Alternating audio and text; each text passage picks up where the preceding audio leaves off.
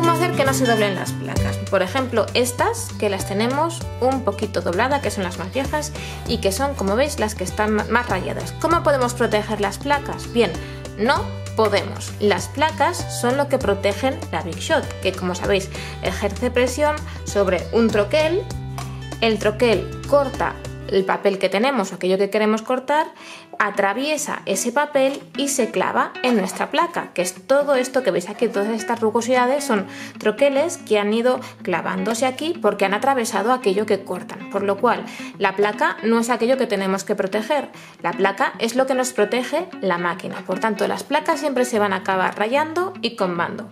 Ahora bien, sí que podemos hacer que nos duren contra más mejor, porque muchas veces siempre tenemos la placa doblada por la misma manera. Vamos a ver cómo podemos evitar que se nos estropeen demasiado deprisa.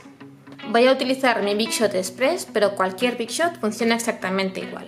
Vamos a poner una de las placas y ahora bien, normalmente cuando ponemos la placa solemos ponerla de manera que nos hace un valle, es decir, que nos hace una curva hacia abajo, porque así pensamos que la placa nos va a durar más. Bien, si hacemos esto, ejercemos siempre la presión en el mismo lado de la placa y como esto hace mucha presión, siempre va a doblarse más y más. Lo que hay que hacer es, cuando tenemos la placa en este estado que está un poco combada, siempre hay que ponerla de manera que nos haga lo que yo digo una montañita, que quede de esta manera así.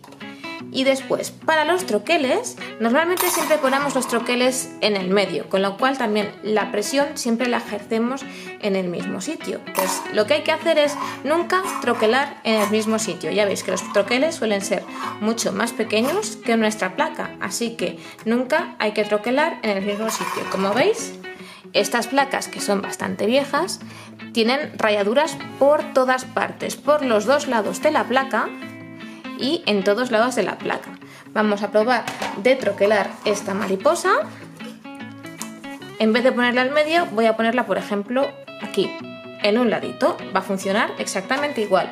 Y como os decía, esta placa que está doblada, no la voy a poner así como hay, que así entrará mejor y se protegerá la máquina, sino que al revés, la voy a poner haciendo montaña. Así la presión lo que hará es chafar esta montaña y volverla a aplanar.